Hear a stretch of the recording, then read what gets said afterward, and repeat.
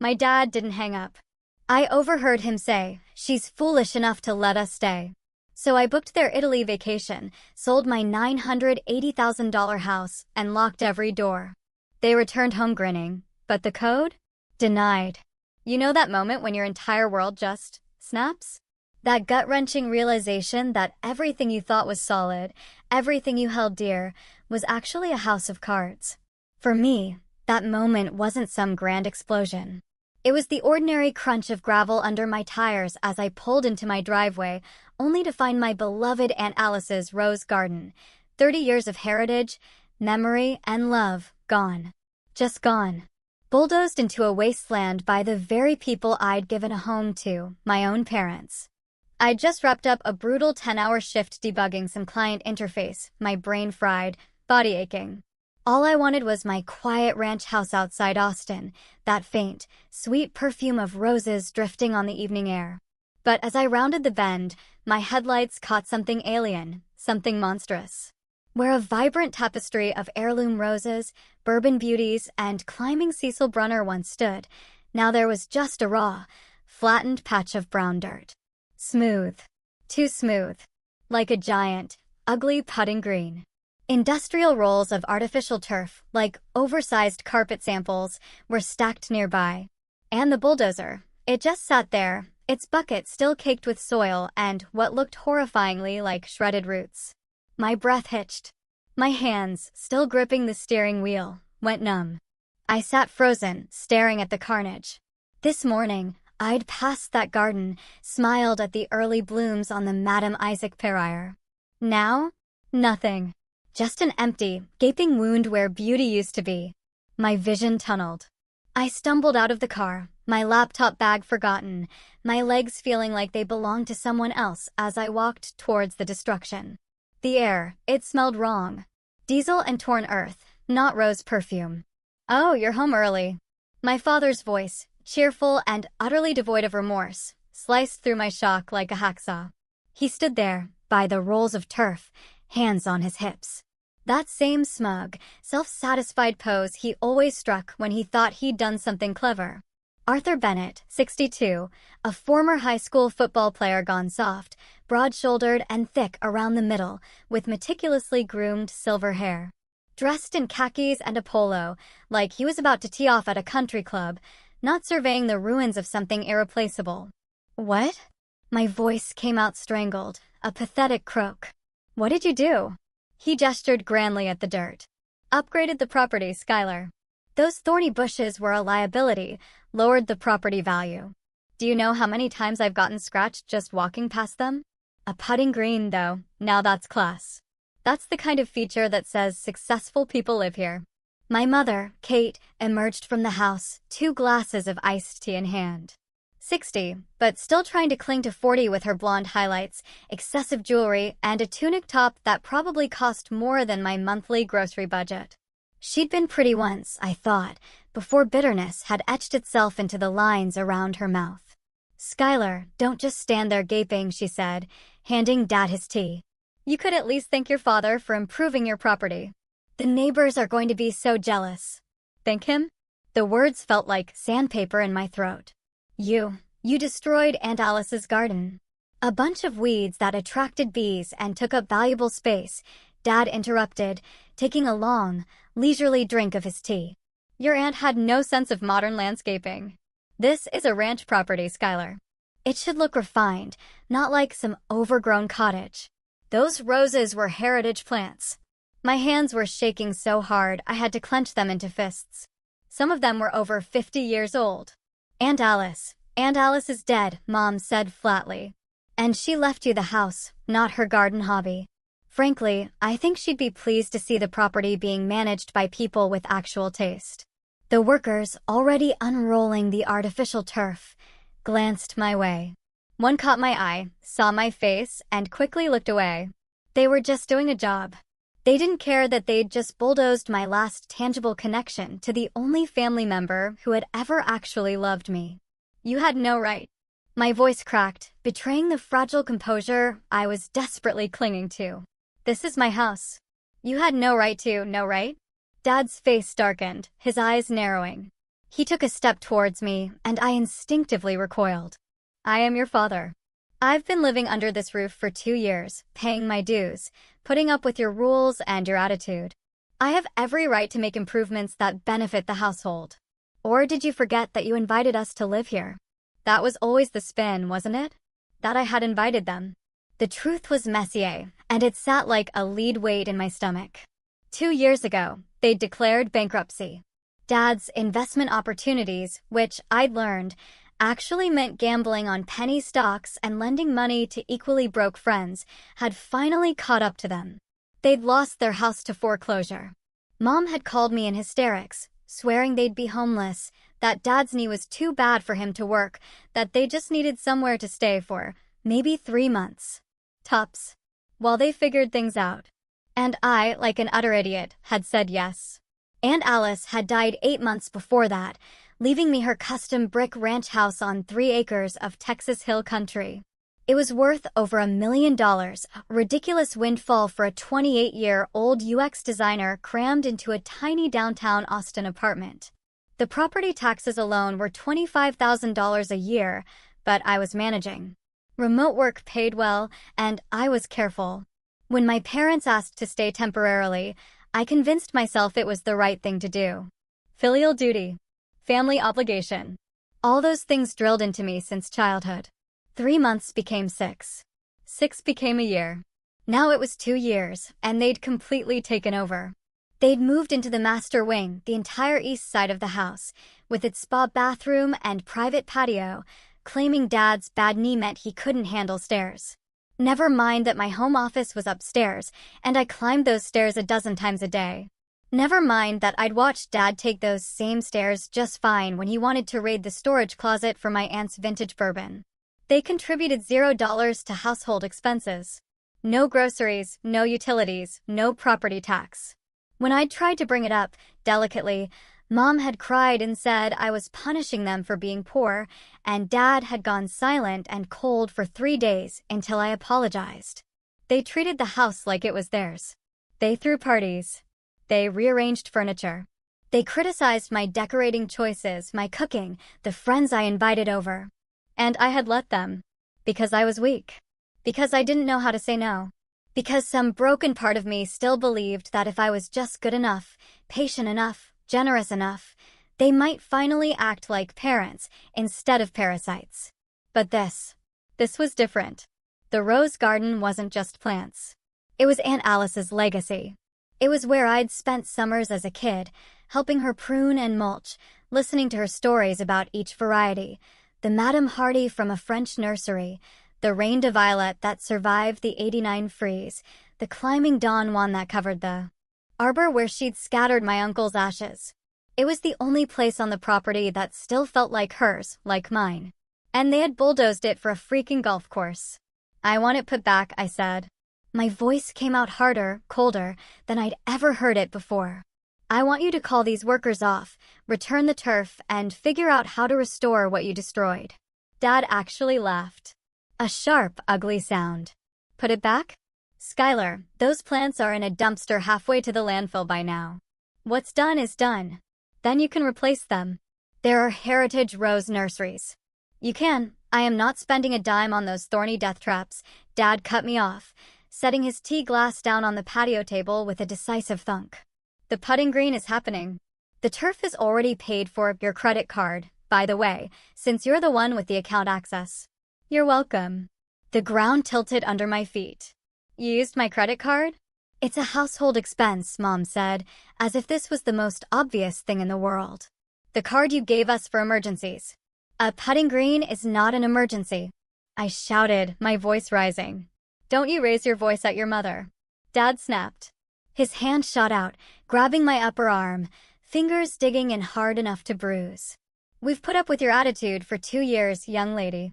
You will show some respect, or what? The words burst out of me before I could stop them. You'll hit me?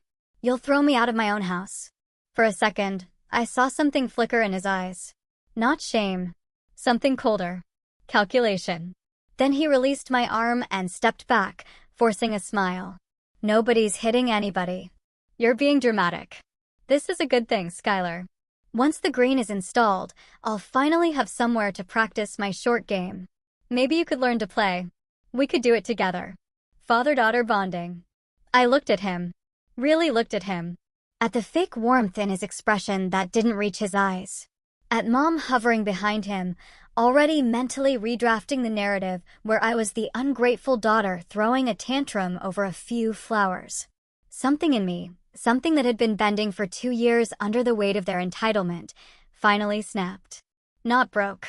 Snapped. Like a bowstring pulled too tight, releasing all that stored tension in one sharp moment of clarity. "Get off my property," I said quietly. Dad blinked. "What?" I said, "Get off my property. Both of you. Get out of my house." Mom's eyes went wide. "Skylar, you don't mean..." "I mean exactly what I said."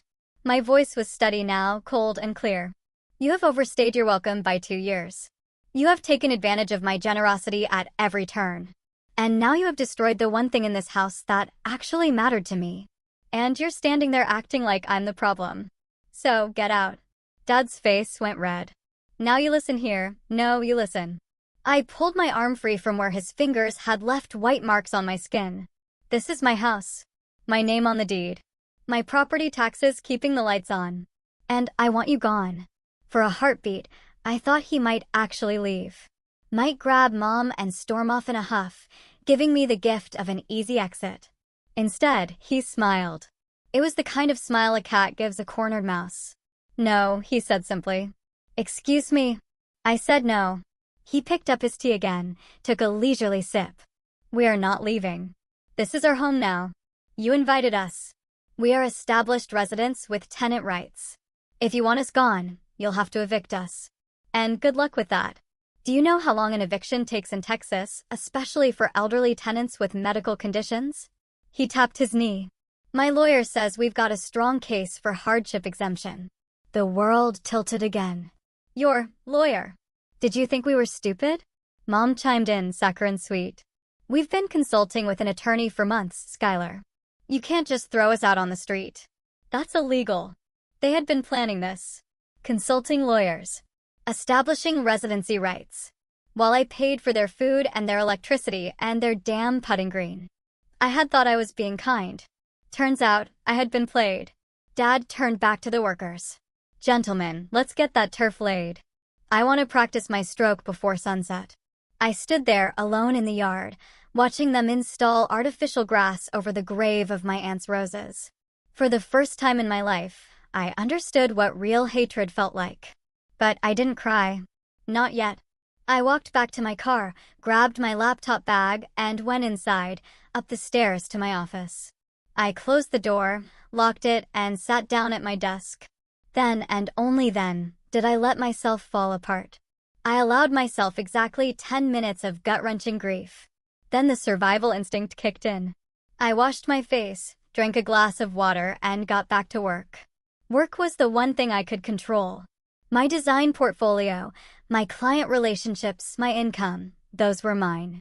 My parents couldn't touch them. Or so I thought. My presentation was scheduled for 2 p.m. Final pitch for a major healthcare app redesign.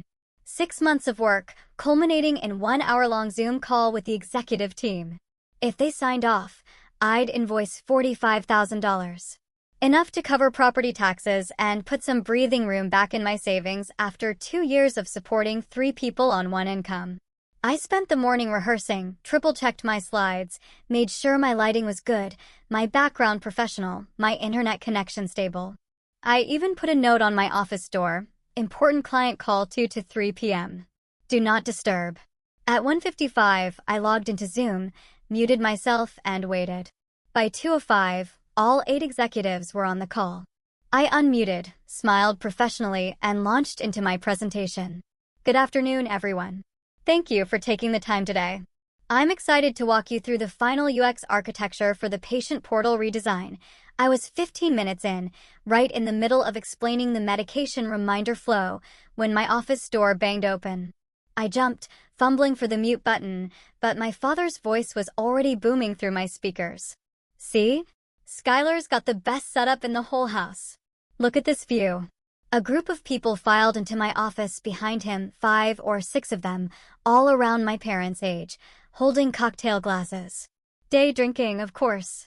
Dad. I hissed, camera still on, clients staring. I'm in the middle of don't mind us. Mom's voice, bright and cheerful. We're just giving the Millers and the Johnsons a tour. Arthur, show them the deck. Excuse me for one moment, I managed to say to the screen, trying desperately to maintain composure. I stood up, walked quickly to the door. I specifically asked you not to interrupt. This is a critical work meeting. Work meeting? Dad scoffed, loud enough for my microphone to catch. You're sitting in your pajamas talking to a computer screen. That's not a real meeting. I'm wearing business casual, and this is my job. A real job has an office, he continued, playing to his audience now. I could see the Millers and Johnsons exchanging glances. A real job has a boss who can see when you're slacking off. This remote work nonsense is just an excuse to, please leave, I said, fighting to keep my voice level. We can discuss this after 3 p.m. He looked at me then, really looked at me, and I saw my mistake. I had contradicted him. In front of his friends. Challenged his authority in front of an audience. His face went dark. You dare? His voice dropped to something dangerous. You dare tell me what to do in my own home? It's not your. His hand shot out and shoved my shoulder hard. I stumbled backward, off balance, and my hip slammed into the desk edge with a burst of pain that made me gasp. My desk chair rolled away and I half fell, catching myself on the desk, my hand smacking down right next to my keyboard. The Zoom window was still open. Camera still on. All 8 clients watching. For a second, nobody moved. The silence was absolute. Then one of the executives, I think it was the CEO, said, Miss Bennett? Are you? Is everything all right there? I looked up at the screen, saw my own face in the little preview window, flushed and shocked. Saw my father in the background, still standing in the doorway, his friends frozen behind him. I'm fine, I managed. I apologize for the interruption. The screen went black. Not just black. Disconnected. All the participant windows vanished. The call ended. Shit, I whispered. Well, Dad said behind me, casual as anything. Looks like your important meeting is over. Come on, everyone, let me show you the master suite. They filed out like nothing had happened. Like they hadn't just witnessed a grown man shove his daughter during a work call. I stood there, hands shaking, hip throbbing, staring at the empty Zoom screen. My email pinged. Subject, contract termination. Healthcare portal redesign. I didn't need to read it. I knew what it said. Something about an unprofessional work environment. Something about concerns regarding project stability. Something corporate and polite that meant, we saw what we saw. And we don't want any part of it. 6 months of work. $45,000 in projected income. Gone. I pulled up my client roster. The healthcare project had been my anchor, the big contract that let me take on smaller, experimental work. Without it, I had maybe 4 months of operating capital before I'd start missing my own bills. For months to find new clients in a market where everyone wanted to see your previous work, where reputation was everything, where a terminated contract would raise red flags. I sat down slowly, wincing at the bruise already forming on my hip. The old Skylar, the one from this morning, would have cried again. Would have gone downstairs and tried to explain, tried to make peace, tried to smooth everything over because that's what kept the household functional. But that Skylar had died in the rose garden. This Skylar just felt cold. I didn't go downstairs for the rest of the day. I heard my parents and their friends laughing on the patio, heard the clink of glasses, and Dad's booming voice explaining his short game strategy for the putting green that didn't exist yet. At 7 p.m., I packed up my laptop and left through the front door without saying goodbye. I drove to a coffee shop in downtown Austin, found a corner table away from the windows, and tried to figure out how badly I was screwed. The answer? Pretty badly. No major client. A bruised hip that hurt every time I shifted. Parents who had made it clear they wouldn't leave voluntarily and had apparently lawyered up for a fight I couldn't afford. My phone rang. Dad. On the caller ID. I almost didn't answer. But muscle memory from 2 years of conditioning made me pick up. Skylar. His voice was different now. Annoyed. Not angry. Where are you? Coffee shop. Working. Well, get back here. The irrigation system for the putting green isn't working right, and the installer already left. I need you to troubleshoot it. Of course, he did. Because in addition to being his landlord, his ATM, and his punching bag, I was also apparently his tech support. I'll walk you through it, I said, putting the call on speaker. What's the error message? For the next 15 minutes, I patiently guided him through the settings on the irrigation controller.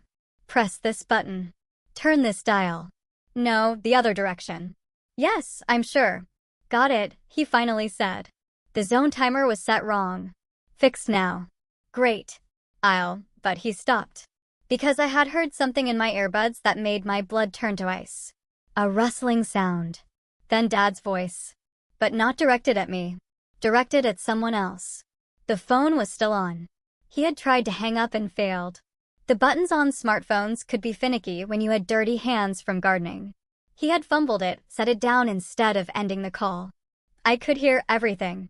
Amateur job, Dad was saying. I told them I wanted professional-grade equipment, but Skylar's credit limit wouldn't cover it. At least it's done. Mom's voice closer. Did she cry about the roses? Like a baby. You should have seen her face. He laughed. Thought she was going to faint. Good. Maybe now she'll understand who's really in charge around here. My hand tightened on my phone. I should hang up. This was eavesdropping. This was... Did you talk to the lawyer again? Mom asked. This morning. He said we're golden. With my knee condition, the court will classify this as medically necessary housing. She can try to evict us, but it'll take over a year, and we'll get hardship exemptions the whole way. By that point, we'll have adverse possession arguments. Maybe even claim an ownership stake since we've been improving the property. She's stupid enough to let us stay. Mom's voice dripped with satisfaction. And now she's lost that big client. She'll be desperate. Easier to control. Speaking of which, Dad's voice got sly. Once we get back from Italy, I'm changing the lock on that upstairs office. Turn it into my cigar room. She can work from the kitchen table like a normal person. Perfect. And we should talk about refinancing the property. If we can convince her to put our names on the deed for estate planning purposes, one step at a time, Kate. First the Italy trip. Let her pay for that. Prove she's still obedient. Then we tighten the screws. Static. A rustling sound as someone finally picked up the phone. Skylar? You still there? I was frozen. Completely frozen. Skylar. Impatience now. I hung up. For a long moment, I just sat there in the coffee shop, surrounded by the hum of conversation and the hiss of espresso machines. Staring at my phone. They did not see me as their daughter. They saw me as a resource. A thing to be exploited. A naive fool who could be manipulated into funding their retirement while they stole my home out from under me. The Italy trip. I had promised to pay for that months ago. Back when I had still believed they were struggling. Back when I had thought funding a modest retirement vacation was the kind thing to do for parents who had had such a hard time financially. They were planning to take my money, go party in Europe for 2 weeks, come back and literally lock me out of my own office. And if I tried to fight, the legal system would protect them. Elderly tenants with medical needs. Poor old Arthur with his bad knee. Poor old Kate who had never worked a day in her life and wouldn't know how to survive without someone to leech off. The old Skylar would have felt trapped. The new Skylar felt something else entirely. Clarity. I opened my contacts and scrolled to a name I hadn't called in 2 years. Roman Thorne, the attorney who had handled Aunt Alice's probate. He answered on the 3rd ring. Skylar? Long time. Roman. My voice came out steady. I need to ask you a legal question. Hypothetically. Hypothetically, he echoed, amused. Shoot. If someone owns a house free and clear, no mortgage, their name alone on the deed, and they have tenants who refuse to leave, does the owner have the right to sell the property? Silence. Then, this isn't hypothetical, is it? Does the owner have the right to sell? I repeated. Yes. Roman's voice shifted, became more serious. Property owner always has the right to sell. The occupants become the buyer's problem. It's actually one of the few ways to handle a tenant who has dug in legally. You sell the house, transfer the deed, and the new owner can handle eviction proceedings. But Skylar, standard buyers, families, people looking for a home, they won't touch a place with squatters. It's too much risk. So I'm stuck. Not necessarily. There are investors, wholesalers, firms like Lone Star Holdings. They buy distressed properties for cash. They don't care about occupants because they have their own legal teams and security contractors to handle extractions. Extractions? They're brutal, Skylar. They buy as is, usually well below market value, and they clear the property out fast. It's not pretty. I need to sell my house, I said. Fast. And I need the sale to be quiet. Can you get me a number for Lone Star Holdings? How fast? 2 weeks. He whistled low. That's ambitious, and you'll take a hit on the price. They're sharks. Can you help me? I asked again. Another pause. Then I know a rep there. Stella Wright. She handles their acquisitions in Travis County. I'll text you her contact info. But Skylar, be careful. Whatever you're planning. I'm not planning anything, I said. I'm just taking back what's mine. I hung up before he could respond. Roman's text came through 30 seconds later, Stella Wright's name and number. I didn't hesitate. I called immediately. Stella Wright. Lone Star Holdings. A crisp voice answered. Miss Wright. My name is Skylar Bennett. Roman Thorne gave me your number. I have a custom brick ranch on 3 acres in Hill Country, appraised at $1.1 million. I need to sell it for cash in the next 2 weeks. Occupied, she asked instantly, the professional shark smelling blood. Yes. 2 occupants. No lease. We buy distressed assets at a discount, she stated flatly. If we have to handle an eviction, we offer 70 to 80% of market value. We can close in 10 days. Cash. I did the math. 80% of $1.1 million was $880,000. But I pushed, the structure is pristine. New roof. And the occupants will be out of the country on vacation when we close. You won't have to fight them to get in. You'll just have to keep them out. Silence on the line. I could practically hear her calculating the reduced risk. If the property is vacant at closing, Stella said slowly, we can do $980,000. But we take possession immediately. We change locks. We secure the perimeter. When they come back, it's our problem, not yours. Deal, I said. I'll email the contract tonight. Electronic signature. We'll wire the funds upon clear title. I hung up and sat back in my chair, ignoring the ache in my hip. For 2 years, I had been playing defense. Accommodating. Compromising. Trying to be the good daughter. It was time to play offense. I pulled out my laptop and opened my browser. Searched. iPhone 15 Pro. In stock. Austin pickup. The Apple Store had them.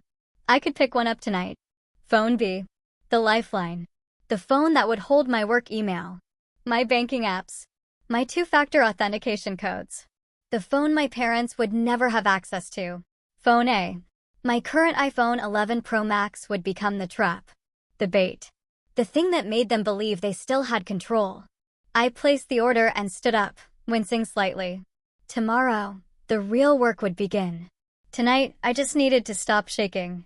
The next morning, by the time the sun rose, the last remnants of my guilt had evaporated. I woke up not with sadness, but with a cold, crystalline clarity.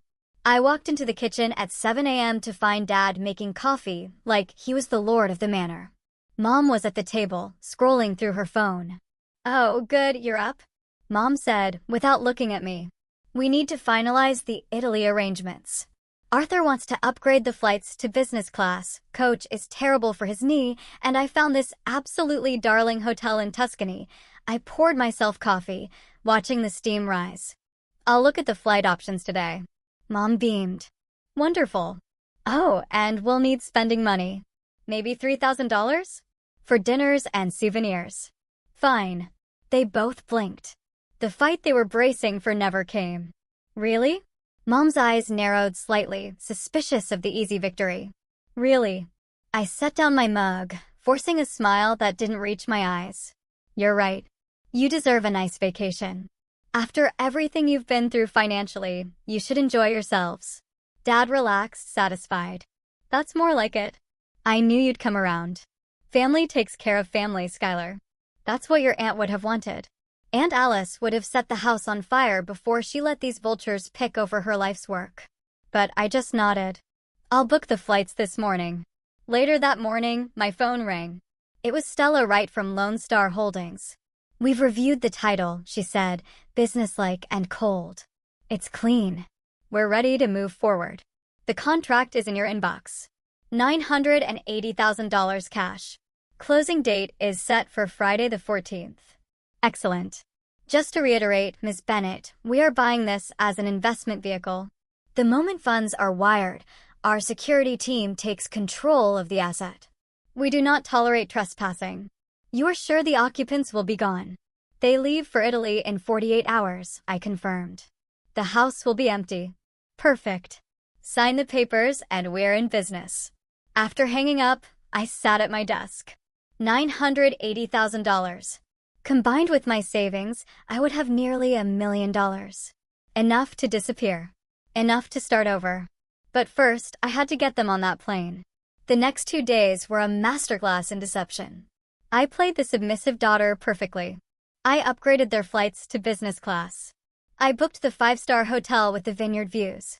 I transferred $3,000 to Mom's checking account. I even helped Dad pack his golf clubs. He'd wanted to bring them for networking, but Mom vetoed it due to baggage fees. Leave the clubs home, Arthur, she'd commanded. We're going to wine country, not St. Andrews. He had grumbled but complied, leaving the heavy bag in the garage. I made a mental note. The clubs stay here. The morning of their departure arrived in a pre-dawn haze. I drove them to the airport at 4 a.m. The trunk was packed with 3 huge suitcases for a 2-week trip. At the departure's curb, Mom gave me a perfunctory hug that smelled of expensive perfume. You be good while we're gone. Keep the house clean. Of course. Dad turned back before wheeling his suitcase through the sliding doors. Remember, he said, the putting green needs to be watered twice daily. Don't let the artificial turf dry out. And fix that sprinkler head by the time we get back. Yes, sir. I kept my head down, voice meek. He patted my shoulder, the same shoulder he had shoved just days ago. That's my girl. I watched them disappear into the terminal. The moment the automatic doors hissed shut behind them, the submissive mask dropped from my face. I got back in my car and as I merged onto the highway, a laugh bubbled up from my chest. It wasn't a happy sound. It was dark, sharp, and jagged. I drove home, watching the sky lighten from black to pale gold. By the time I pulled into the driveway, the sun was fully up, casting long shadows across the hated putting green. I pulled out my phone and checked the flight status. Departed. I went inside, made a fresh pot of coffee, and opened my laptop. The email from Stella was waiting. Subject, contract. Countersigned. Closing initiated. I read it twice. Then I stood up and looked around the house. My house. Not for much longer. The silence that settled over the house the moment their plane took off was profound, as if the walls themselves were finally exhaling. I didn't waste a single hour. The very next morning, the moving crew I had hired arrived. I had spent the previous night tagging everything that was mine with blue tape. My bedroom furniture, my office equipment, the few precious antiques Aunt Alice had left me. Blue tape goes to the Dallas apartment, I told the crew chief. Everything else stays for the junk removal team tomorrow. I watched them dismantle my life. My bed frame, my bookshelves, the landscape painting Aunt Alice had loved, all carried out and loaded onto the truck. By noon, my room was empty. By 2 p.m., my office was stripped bare. My phone buzzed continuously with updates from Italy. Mom sent photos of their hotel suite. Dad sent a picture of his business class meal. They were living it up, completely oblivious that the foundation of their life was being disassembled across the ocean. I replied with enthusiastic emojis, feeding their ego one last time. When the movers left for Dallas, I stayed behind for one final, crucial task. I went into the garage where Dad's golf clubs sat in the corner. It was an expensive set, tailor-made irons, a Callaway driver, a Scotty Cameron putter, all housed in a premium leather bag. He loved these clubs more than he loved most people. I unzipped the cover and pulled the irons out, laying them carefully on the concrete floor. Then, I took the device I had prepared, my old iPhone 11 Pro Max, connected to a brick-sized 50,000 mAh camping power station. I had set the phone to low power mode, disabled data roaming, and turned the ringer volume to the absolute maximum. I wrapped the phone and the battery brick in a layer of bubble wrap to prevent them from rattling, then dropped the package into the well of the golf bag right at the bottom, where the club grips usually rested. I jammed the clubs back in one by one. The shafts locked the device in place, burying it under layers of graphite and steel. Even if someone unzipped every pocket, they wouldn't find it. To get to that phone, Dad would have to dump his entire precious set onto the ground. The ringtone would sound like it was coming from the ghost of the bag itself, muffled, deep, and impossible to locate without complete dismantling. "Perfect," I whispered. The following day, the junk removal crew arrived to clear out everything else. My parents' king-sized bed, their 60-inch TV, Mom's vanity, their clothes, all of it was packed and hauled to a climate-controlled storage unit an hour outside of town. I made sure the golf bag was placed in the very back corner of the unit, buried behind a wall of boxes. I locked the storage unit and drove away. The trap was set. The days that followed were a blur of finality. I hired cleaners to scrub the house until it smelled like lemon and emptiness. I scheduled the utility transfers. I watched the house transform from a home back into a structure, vacant, echoing, and ready for new life. On the evening before the closing, as I was unpacking the last box in my new high-rise apartment in Dallas, my phone rang. It was Dad. "Hi, Dad. How's Tuscany?" I asked, putting the call on speaker while I arranged books on my shelf. "Incredible," he said, sounding slightly tipsy. "We're at a vineyard. You can see for miles. Listen, Skylar, I was just telling your mother. I really wish I had brought my clubs. Saw a guy on the course today with that same putter I have. Made me miss mine. Is the bag safe in the garage? No humidity getting to the leather." I paused, holding a book in midair. The irony was so thick I could taste it. I smiled at the empty room. "It's extremely safe, Dad. I made sure it's stored somewhere very secure. It won't be moved until you get back. Good girl. That set is my pride and joy." "I know, Dad. I know. We'll see you in a few days. Love you, kiddo." "Love you too," I said, and ended the call. The final morning arrived with a sky the color of bruised steel. I drove back to Austin one last time.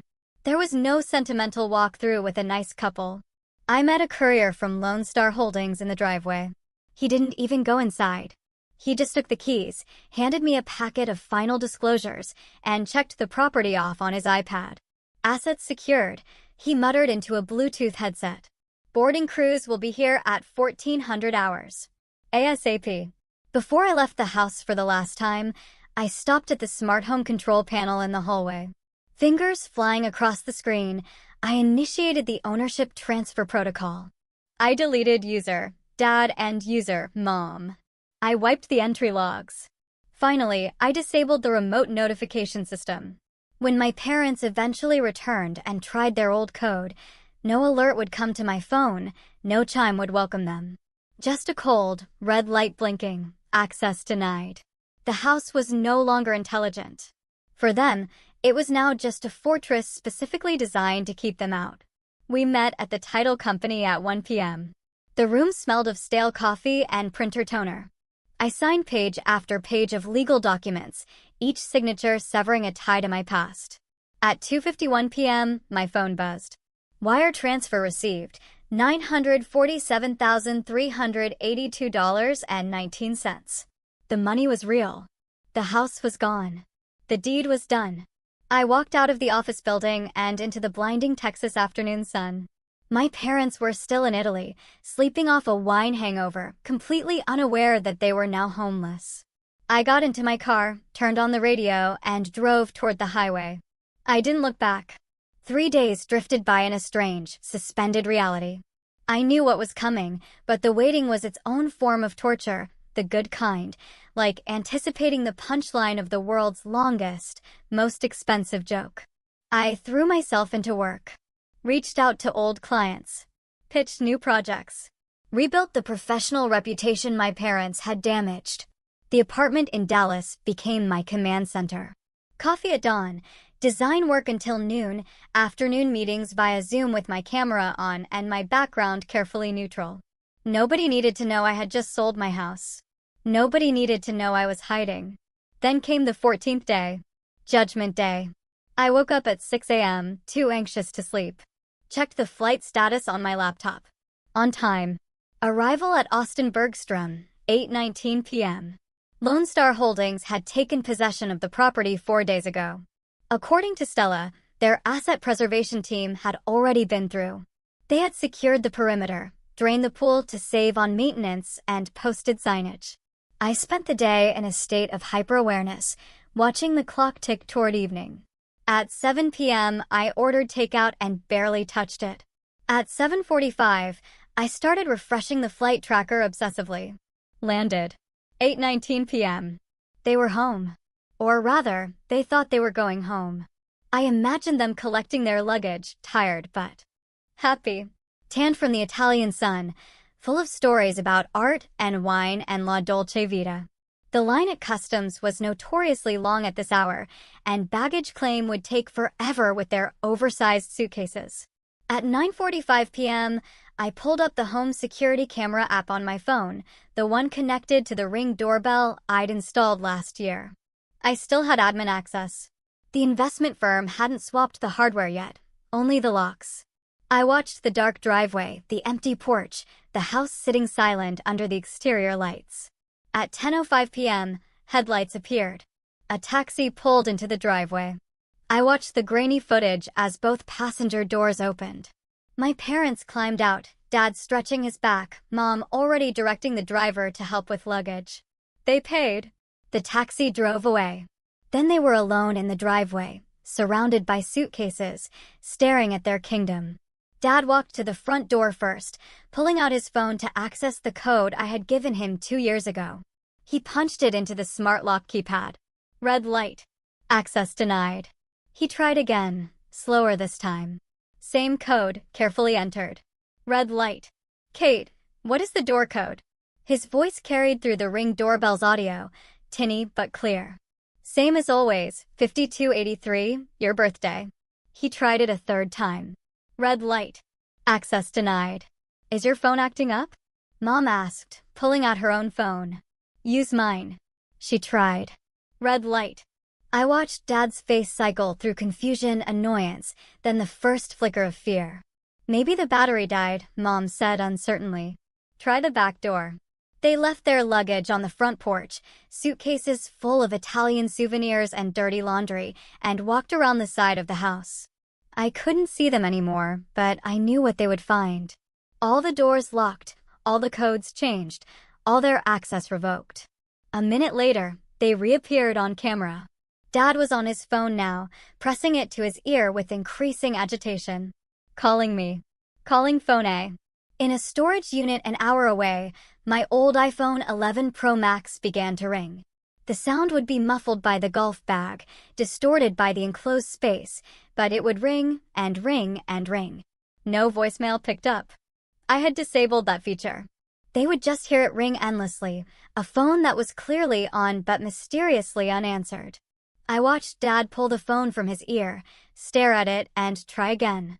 Ring. Ring. Ring.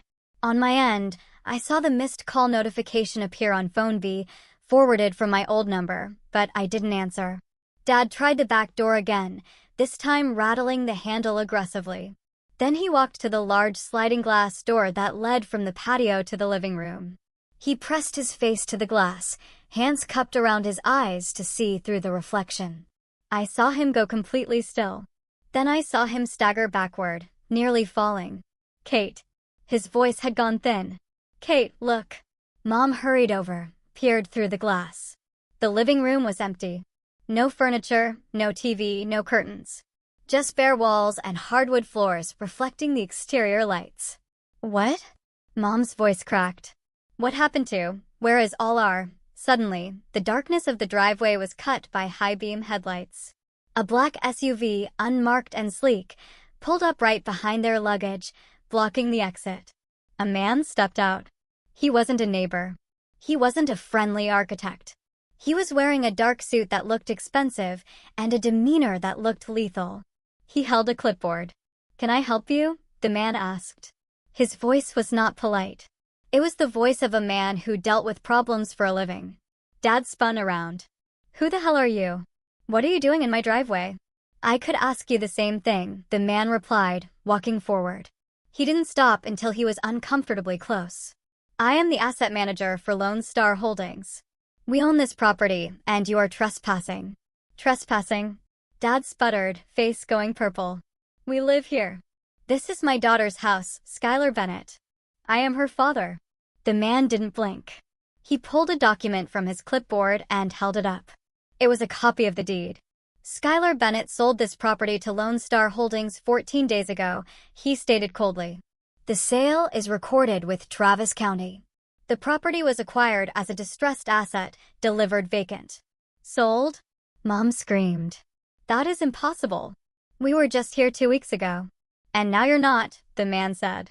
"This is private corporate property. You have no lease. You have no ownership. You are engaging in criminal trespass." "But our things," Mom whimpered. "The property was purchased as is, vacant occupancy." The man recited by rote.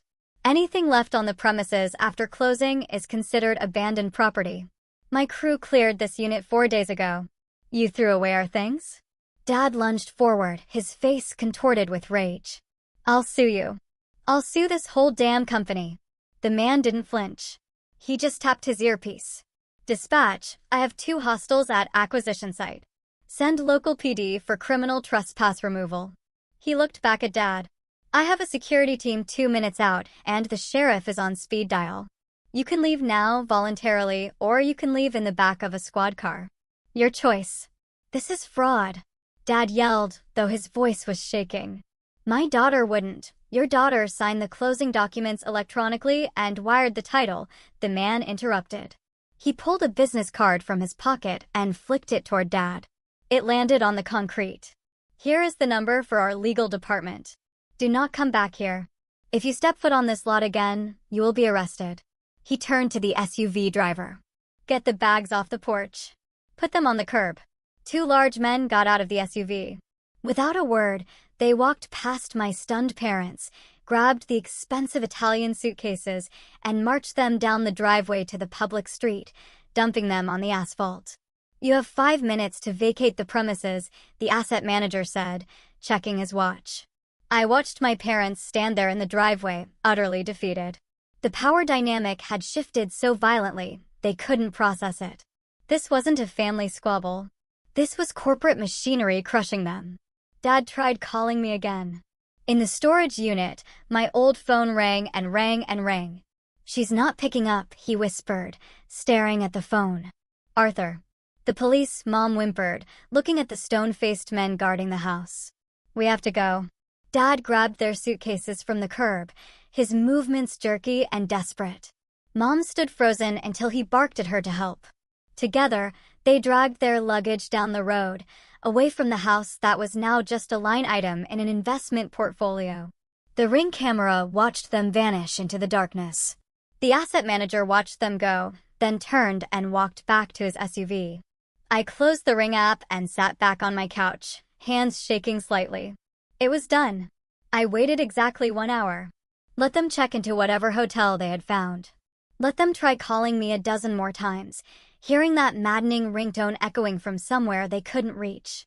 Then I opened my email on phone B and composed a message. The subject line was simple, regarding the house. "Dear Arthur and Kate, by now you have discovered that the ranch house has been sold. I am sure this comes as a surprise, but I want to assure you that everything was done legally and properly. The property was mine to sell, and I exercised that right. I sold the property to Lone Star Holdings, an investment firm specializing in distressed assets. They are not the kind of people you can manipulate or bully. As you have likely discovered, they have strict policies regarding trespassing. I understand you are probably looking for your belongings. They have been safely moved to a climate-controlled storage unit. The address is location the address. The access code is code. Everything you owned is inside Unit D, row 12. I have paid for 1 year of storage in advance. As for why I did this, I think you know. You bankrupted yourselves through your own poor decisions. I gave you a place to live out of kindness, and you repaid me by taking over my home, contributing nothing financially, and planning to steal my property through legal manipulation. Yes, Arthur. I heard your conversation on the phone, the hot mic incident on the second day of the saga, when you thought you had hung up but hadn't. I heard everything. Your lawyer's advice about squatters' rights. Kate's plan to turn my office into your cigar room. Your entire scheme to claim ownership through adverse possession. I have attached the audio recording of that conversation to this email, in case you were wondering if I had proof. You destroyed Aunt Alice's rose garden to build a putting green. You cost me my biggest client of the year by barging into my work meeting. You physically assaulted me on camera. You treated me like a servant in my own home for 2 years. So I sold the house while you were living it up in Italy on my dime. I sold it to a corporation that doesn't care about your stories. And I moved on with my life. Don't bother calling my old number. That phone is inside your golf bag, Arthur, in the storage unit, plugged into a portable power bank. I imagine the ringing has been driving you crazy. You can retrieve it any time, assuming you are willing to dig through all those boxes to find it. This is not a negotiation. This is goodbye. You wanted to use the legal system against me. I used it better. You wanted to take what was mine. I took back my freedom instead. Don't contact me again. I have blocked both your numbers on my new phone. If you show up at my new address, which you do not have and will not find, I will file a restraining order. I am done being your ATM. I am done being your victim. I am done. Consider this the discipline you tried to teach me, reflected right back at you. Skylar. I attached the audio file, the recording I had made of the hot mic incident. Their voices clear and damning as they plotted against me. Then I hit send. The email went out into the digital void, arriving on both their phones within seconds. I imagined them reading it in some hotel room, the full scope of their situation finally crystallizing. No house to return to. No daughter to manipulate. No easy path forward. Just a storage unit full of their belongings and the consequences of their own greed. My phone buzzed immediately. Text message from an unknown number, probably Dad using the hotel phone or a friend's cell. You ungrateful little snake. After everything we did for you. After we raised you. You owe us everything. I blocked the number without responding. Another text. Different number. Mom this time. Skylar, please. You don't understand. We have nowhere to go. We are your parents. You can't just abandon us. Please call us back. We can fix this. We can talk. Blocked. More messages came in over the next hour. From various numbers. Friends' phones, probably. Increasingly desperate, then angry, then threatening, then desperate again. I blocked them all. Around midnight, a voicemail appeared on my new phone. I don't know how they got the number, probably from an old contact list or emergency form somewhere. But I listened to it. Dad's voice. Slurred from alcohol or exhaustion or both. Skylar. It's your father. We need to talk. This is insane. You can't do this to family. We made mistakes. Okay, I admit that. Maybe we pushed too hard. But you're our daughter. We love you. Doesn't that count for something? Call me back. Please. We're at the extended stay on Route 183. Room 247. We just need a place to stay while we figure this out. That's all. Just call me. I saved the voicemail. Not to respond to it, but as evidence in case they tried to cause legal trouble later. Then I turned off my phone and went to bed. The next morning, I woke up to 37 missed calls and 52 text messages. All from numbers I didn't recognize. I deleted them all without reading. Then I opened my banking app. The $947,382 was still there, solid and real.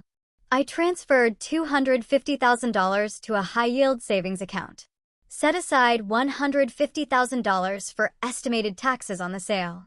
The rest stayed liquid for living expenses and business investment. I had a consultation call at 10 a.m. with a potential new client, a startup needing a complete UX overhaul. I showered, made coffee, set up my laptop in my home office. The call went perfectly. They loved my portfolio. We discussed timeline and budget. By 11 a.m., I had a signed contract for $30,000. After the call, I stood by my floor-to-ceiling windows, looking out at Dallas. The city stretched out below me, full of possibility. Full of people who didn't know my history, didn't know my parents, didn't care about anything except the quality of my work. I was anonymous here. Free here. My phone buzzed. Stella Wright. Security team reported the removal. Smooth.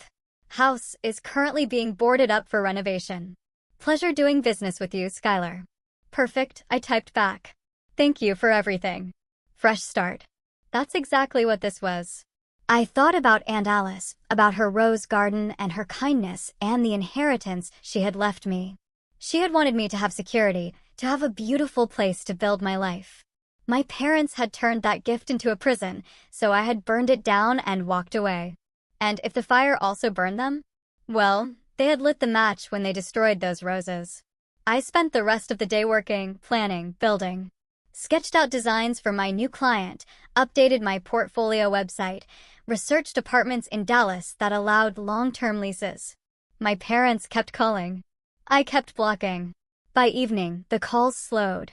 Maybe they had finally understood I meant what I said. Maybe they had found a friend to take them in. Maybe they had checked into that extended stay hotel and were trying to figure out their next move. I didn't know. I didn't care. That night, I ordered expensive takeout sushi from a place I'd been wanting to try, poured myself a glass of wine, ate dinner while watching the city lights come on one by one across the Dallas skyline. Somewhere out there, my parents were dealing with the consequences of their actions. Somewhere out there, Lone Star Holdings was gutting the house for profit. And I was here, in my own space, eating good food and thinking about the future. For the first time in 2 years, I felt like myself again. Not the doormat daughter who couldn't say no. Not the victim who accepted abuse as the price of family. Just Skylar. Free, solvent, and utterly done with their bullshit. I raised my wine glass in a silent toast to Aunt Alice, wherever she was.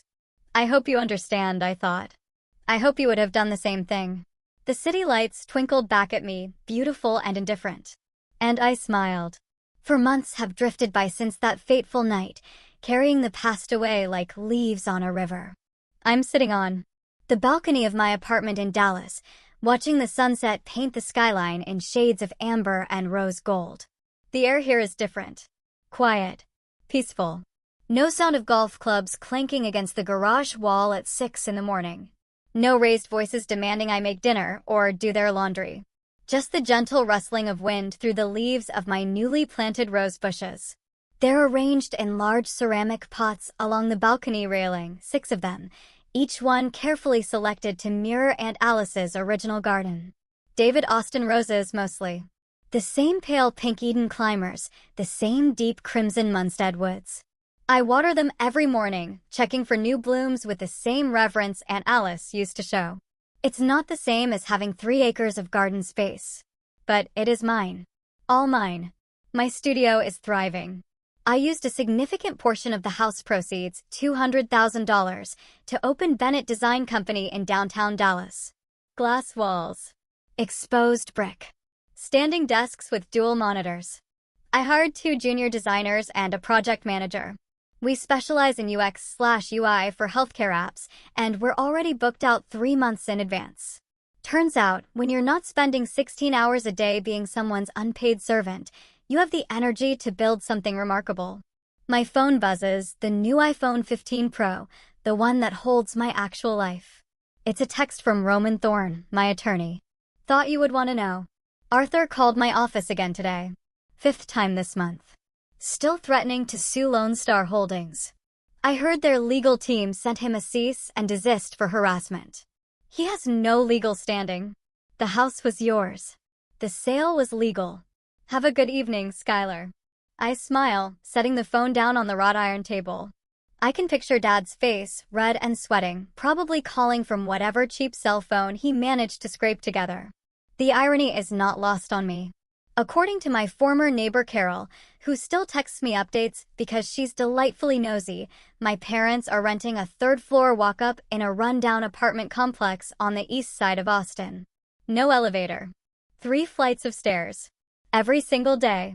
Apparently, the money they made from selling those few bottles of Italian wine, the Brunello and Barolo they had been so proud of, purchased with money they didn't earn, only covered about 3 months of rent.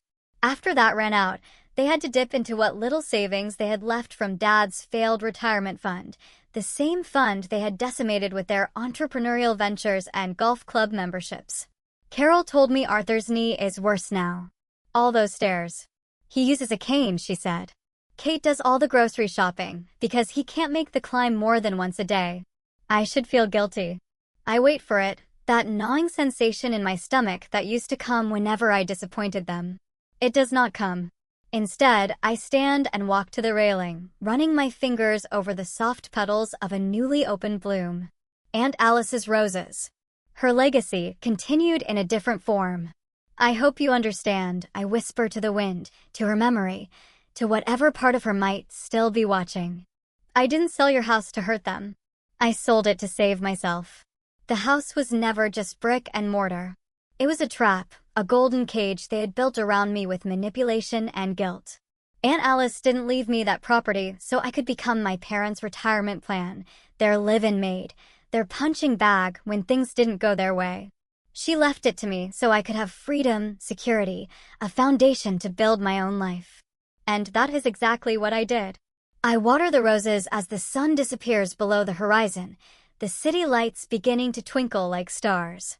Tomorrow I have a consultation with a potential client, a startup developing mental health apps. The irony makes me laugh. My parents lost everything that day. The free house, the free servant, their reputation among their country club friends who undoubtedly heard about their sudden downgrade. I lost a house, but I gained my life back. And looking at these roses, breathing an air that doesn't taste like resentment and obligation, I know Aunt Alice would approve. Let me ask you, was selling the house sight unseen to a corporate shark to get rid of them quickly wise or foolish? Did the act of shoving me in front of my client deserve this level of punishment? What would you do if you found out your parents viewed you as their retirement plan?